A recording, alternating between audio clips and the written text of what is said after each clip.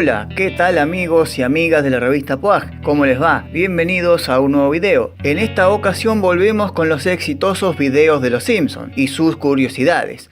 En realidad son curiosidades mías, preguntas que tenía yo de chico. Y bueno, ahora con este canal me doy el lujo de sacarme esas dudas y de paso se las cuento a ustedes. Yo ya hice varios videos acerca de curiosidades de los Simpsons, como este video, este otro y este también. Pero hoy te traemos una historia muy distinta, sobre todo porque encontré datos poco conocidos mientras iba buceando por esta historia. Y realmente te vas a caer de culo cuando te la cuente. Antes de arrancar, te invito a que te suscribas al canal, por si te interesa saber más acerca de historias insólitas y curiosas de los Simpsons, que por supuesto no están en el historial de YouTube y nosotros las subimos. Ahora sí, arranquemos con la historia de hoy. ¡Dale, Homero! El otro día estaba medio al dope y en dope, entonces me pintó ver los Simpsons. Y como tanto Telefe como Fox, que vivían pasándolo, ya no lo pasan más constantemente. A toda hora, digo. Buceé por la red y encontré varias páginas donde ver los capítulos online. Sobre todo, quería ver de las primeras temporadas que hacía mucho tiempo que no veía. Las que yo vi cuando todavía tenía la edad de Bart y de Lisa, más o menos. Entonces me encontré con este capítulo, Homer and the Bat, o en castellano, Homero al Bat, haciendo referencia a un episodio bien pelotero, o mejor dicho, bien beisbolista. Y entonces me dispuse a verlo. Y mientras le daba las pituzas y el lamanaos, fui mirando el episodio con cierta mentalidad ya de youtuber, que busca historias nuevas y poco conocidas para hacer videos más adelante. Entonces miré con más atención que nunca el capítulo. Ese capítulo donde la planta nuclear de Burns organiza un equipo de softball, con sus empleados y con Homero como la estrella del equipo con su bat maravilla, y compite contra otros equipos de Springfield por el banderín del campeonato de béisbol. Es entonces donde Burns comienza a ser el señor Burns de verdad, el tipo malo, el forro, y fletea a los empleados que hicieron un campañón tremendo en la liga, y contrata nuevos empleados, pero que son beisbolistas profesionales, y los ubica en cualquier puesto de la planta para hacer pantalla y no dejar dudas de que son empleados del recinto y que están habilitados también para jugar en el equipo. Y ahí me hice la pregunta y comencé a investigar bien cómo se hizo el episodio y quiénes eran esos jugadores que aparecieron en este gran capítulo de la vieja época de los Simpsons. Y ahora,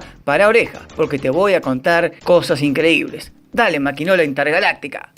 La primera curiosidad que te voy a contar es esta parte. Mirá. Explore los ambientes, la Liga Americana, la Liga Nacional, la Liga de Negros. Enseguida voy, señor. En esta parte Burns menciona a varios jugadores viejos de su época, que ya están muertos, y envía al señor Smithers a que busque jugadores actuales, o sea, de principios de los años 90, época que pasaban de estreno esos capítulos. Pero la curiosidad es que Burns invita a Smithers a que busque la Liga Americana y la Liga Nacional, ligas que aún hoy existen, pero también menciona que busque en la Liga de Negros, esa ya no existe. Y es que, como sabemos, el señor Burns se quedó mentalmente en los años 20 y 30 más o menos, y la Liga de Negros sí existía en esa época, llamadas las Negro Leagues o Ligas Negras. Era una liga aparte de las tradicionales, donde solo jugaban jugadores negros, o afroamericanos mejor dicho. Claro, la discriminación y racismo que existía en Estados Unidos en esos años de apogeo del béisbol mundial hicieron que los afroamericanos crearan sus propias ligas de béisbol, totalmente apartadas de las ligas nacionales y americanas, la liga de los blanquitos, digamos. Las ligas negras tuvieron su apogeo también en los años 20, 30 y parte de la década del 40, ya que a finales de esa década comenzaron a jugar los primeros afroamericanos en la liga de los blanquitos, y en la década del 50 comenzó el boom de tener niggas en las principales ligas blancas. Las ligas negras desaparecieron a principios de la década del 60, cuando ya estaban incluidos todos los negros, y también todos los latinos y de cualquier parte del mundo, y por eso son campeones mundiales, aunque solamente jueguen ellos, ¿viste? Y para el yankee fanático murió la época dorada del béisbol.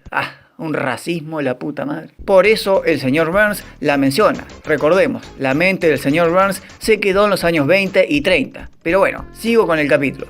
El señor Smithers comienza a buscar a 9 jugadores y eso es algo que hasta los mismos productores de la serie dudaban en encontrar. Un jugador como invitado es posible, 3 jugadores es un logro total, pero 9 jugadores es una hazaña completa. ¿Viste? Algo parecido a lo que dice el señor Burns con respecto a los accidentes de los jugadores antes de la final. 3 accidentes es posible, 7 accidentes es soñar demasiado, pero 9 accidentes, eso no se ve. ¿Cómo la dibujaron? Y así Smithers convence a 9 players de la época, grandes estrellas de la MLB que aceptan sin mucha discusión y acá te los presentamos. En realidad te los presenta el señor Burns. Mirá.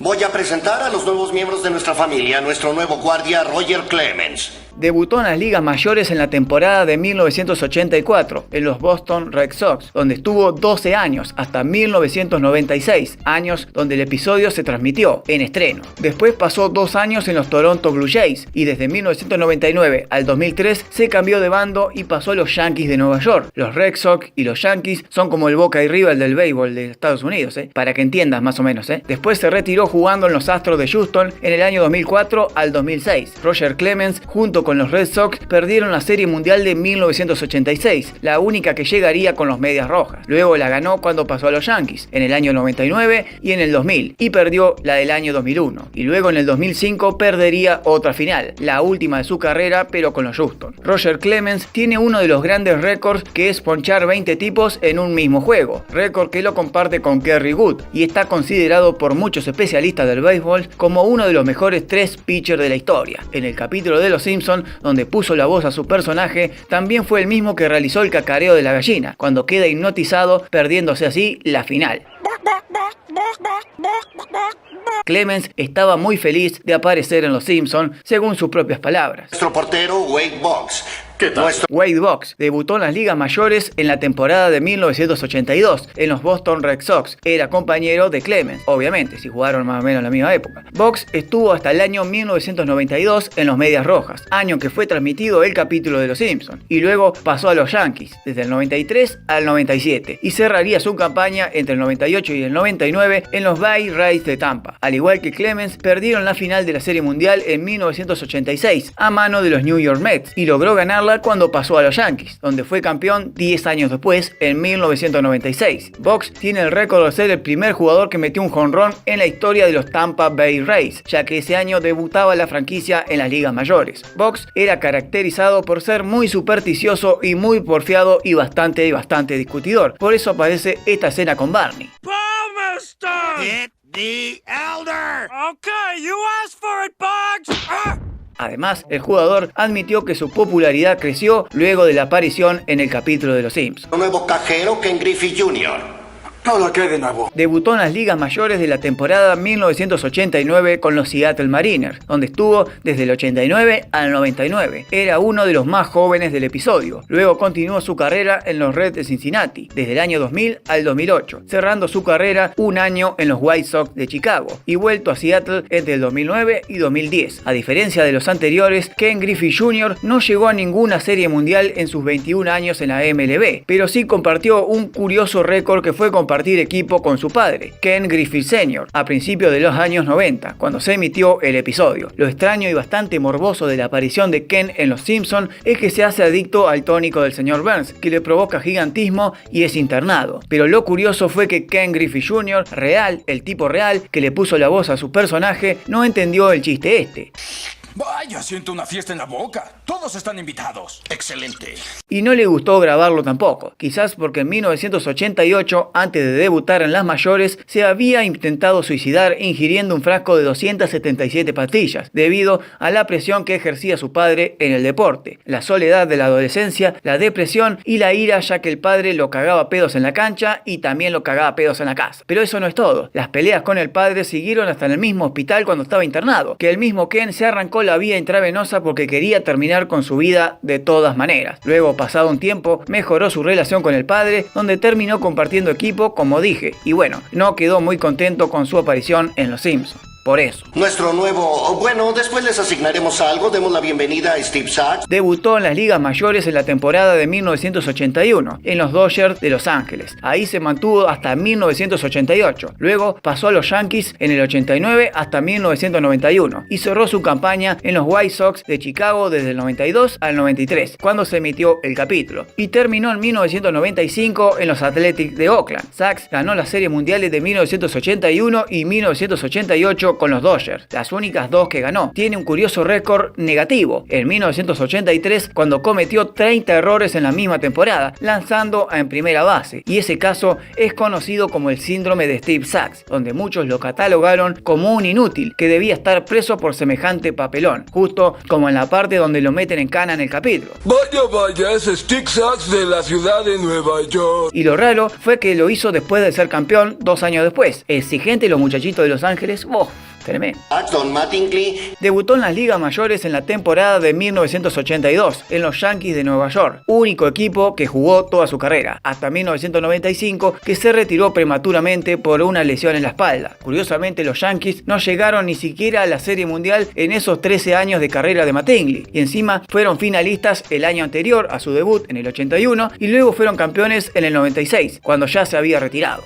Mala suerte, aunque sí fue popular y ganador luego como entrenador. El caso de Mattingly en Los Simpsons es muy recordado y hay un montón de memes sobre eso, cuando el señor Burns lo obliga a cortarse las patillas y el tipo no había caso que entendiera. Mattingly, quítese las patillas. ¿Cuáles patillas? Ya me oyó, hippie. Muchos foros y páginas simpsonianas dicen que Burns le indicaba a Mattingly que se cortara las patillas haciendo mención al bigote, lo único que no se afeitaba el jugador. Pero eso no es cierto, porque busqué por todos lados. La verdad de la milanesa es que es una burla, una sátira de los guionistas hacia George Steinbrenner, el que menciona a Mattingly al final cuando se recalienta con Burns y se va de la cancha.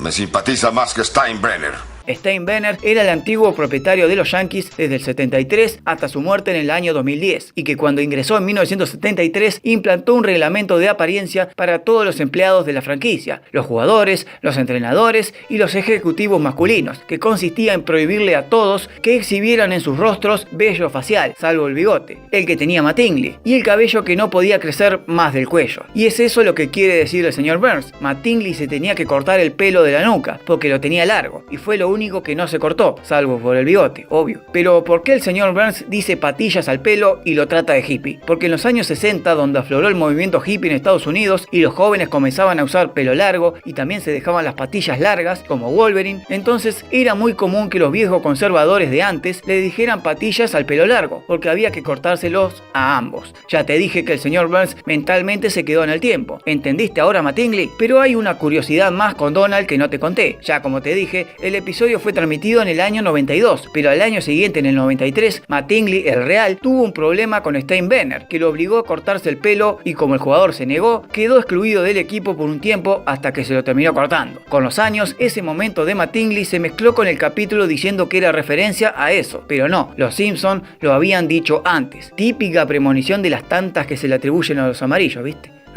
Darryl Strawberry. Debutó en las ligas mayores en la temporada de 1983 en los Mets de Nueva York, donde se mantuvo hasta 1990 y luego continuó su carrera en los Dodgers de Los Ángeles entre el año 91 y 93, cuando se emitió el capítulo, y cerró su campaña en 1994 en los Gigantes de San Francisco, año interrumpido por una gran huelga que paró todo el año, y desde 1995 al 99 estuvo en los Yankees de Nueva York. Strawberry ganó la Serie Mundial de 1986 con los Mets y 3 veces más con los Yankees, en el 96, en el 98 y en el 99, año de su retiro. Strawberry fue el jugador de los 9 que más escándalo tuvo a lo largo de su carrera. Fue suspendido 3 veces por la MLB por abuso de sustancias, sobre todo cocaína. Strawberry además fue un gran bateador de home run, como aparece en el capítulo, pero también era un personaje que le gustaba aparecer en todos lados, muchas veces disgustando a los propios compañeros, como le pasa a Homero. Darryl Strawberry estuvo muy satisfecho con la aparición en la serie y disfrutó un montón de grabar su propia voz, además que según sus palabras también aumentó la popularidad más de la que ya tenía. Debutó en las ligas mayores en la temporada de 1978 con los Padres de San Diego, siendo uno de los mayores del grupo de Burns. En San Diego estuvo desde el 78 al 81 y luego pasó a los Cardenales de San Luis desde 1982 al 96, año de su retiro. Con los Cardenales alcanzó a jugar 3 series mundiales, donde solo ganó la edición del 82, la de su debut en la franquicia. Si bien Ozzie Smith tiene varios récords poco destacables, Smith dijo al retirarse que luego del béisbol se iba a dedicar a recorrer el país como se debe, ya que como jugador lo había recorrido, pero entendamos que como jugador, no como turista, y es por eso que aparece siempre con la camarita de fotos turisteando en Los Simpsons. Smith quedó encantado como lo dibujaron, a mi entender es quizás el más parecido al real, mirá, y además dijo que había disfrutado un montón hacer Los Simpsons, tanto que quería volver a grabar y aparecer en un capítulo porque quedó inconclusa su aparición debido a que desapareció convirtió en la Casa de los Misterios.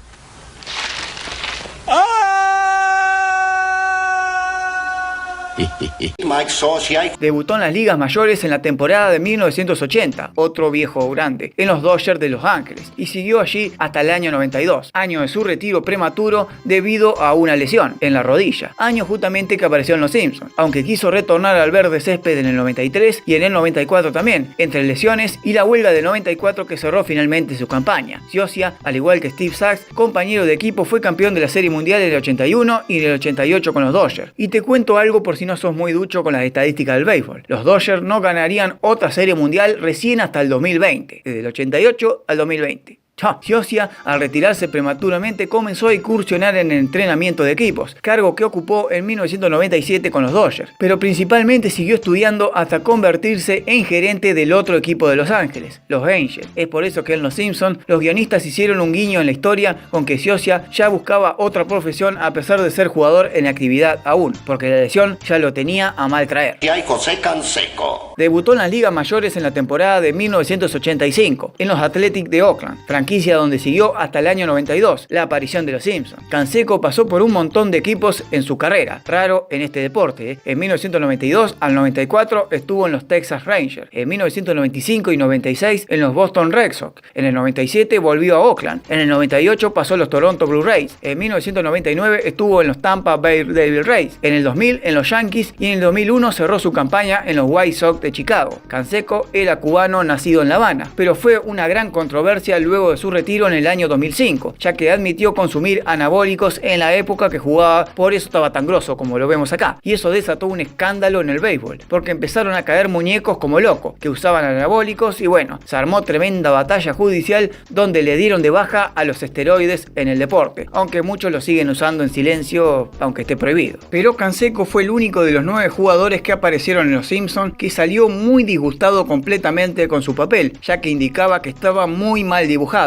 y la verdad, sí, le salió bastante horrible, aunque puede que haya sido muy a propósito porque Canseco se quejó del guión, y fue el que más plata ganó, porque pidió más que los otros jugadores. Es que estaba en plena moda justamente en esos años. Canseco se quejó del guión porque su personaje, como el real, estaba en pleno auge y moda del momento, e iba a ausentarse de la final porque Edna Krabappel lo arrastraría hasta la cama en el momento del partido. Pero como el Canseco real, junto con su mujer Esther Haddad, se quejaron de que iba a dejar mal parado al jugador del momento como un mujeriego, los guionistas cambiaron su personaje y lo recontra defenestraron, haciendo todo lo posible porque sea un héroe por demás. Por eso su aparición en esta parte donde el Canseco del dibujo queda como un héroe una y otra vez hasta que lo toman de boludo. Y claro, todo para atrás, a Canseco no le gustó su aparición y casi le hizo juicio a la Fox, pero bueno, optó por no hacerlo y tampoco hablar más del tema, ya que cada vez que le mencionaban su aparición en Los Simpsons, el tipo no decía nada. Alta rabieta se agarró el Canseco de... Y bueno, así pasaron las historias de los 9 jugadores que aparecieron en ese episodio de la tercera temporada de Los Simpsons. Pero para el final te dejo algunas perlitas más que no sabías.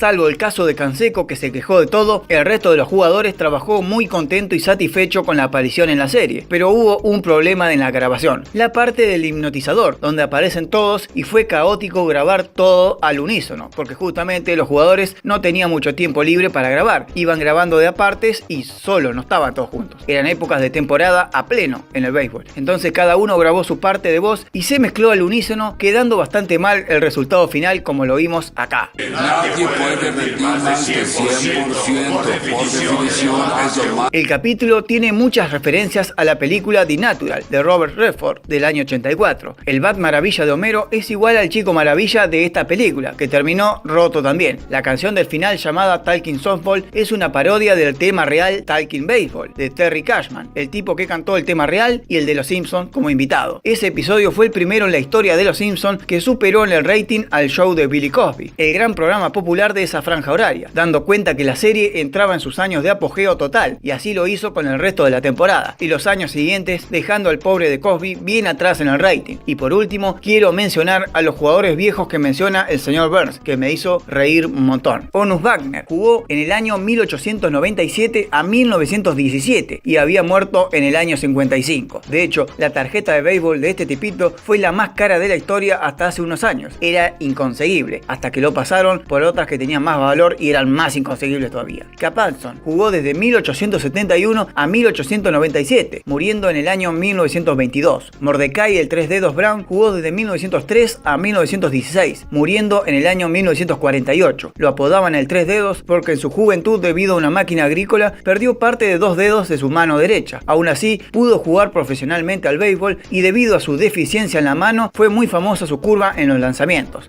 Aunque el señor Burns no los menciona, sí los alcanzo a ver en la imagen. Y los otros jugadores eran Jim Crichton, el que Smither dice que hacía más de 100 años que estaba muerto porque había fallecido en el año 1862, increíblemente a causa de un bateo donde sintió romperse algo por dentro del abdomen. Luego del partido tuvo una hemorragia interna y murió a los 21 años. También estaba Napoleón Lajoie, muerto en el año 1959, Harry Cooper, muerto en el año 74, Pete Traynor, muerto en el año 1972 y el más conocido de todos, Joe Jackson, el descalzo Joe, muerto en el año 1951, y es conocido y famoso por haber sido parte del escándalo de los Medias Negras, cuando en la Serie Mundial de 1919 jugaron para atrás con los compañeros de los Chicago White Sox para ganar una apuesta y una gran suma de dinero perdiendo la final. Luego los encontraron culpables a varios de sus compañeros, que fueron obvios en jugar para atrás, pero para Joe Jackson no alcanzaron las pruebas para culparlo. Aún así, lo condenaron igual, y lo sacaron finalmente del Salón de la Fama del béisbol, y le decían descalzo Joe porque le gustaba jugar sin zapatos antes de llegar a la MLB. Y ahora sí, ya tenés toda la info necesaria para ir y ver ese gran capítulo de Los Simpsons. Pero antes de irte, te invito a que te suscribas al canal, me dejes un comentario diciendo qué te pareció estos datos y si te gustaría que haga lo mismo con otros capítulos de Los Simpsons. Likea, compartí, suscribite al canal y bueno, ahora sí, vamos a ver Los Simpsons una vez más. ¡Nos vemos!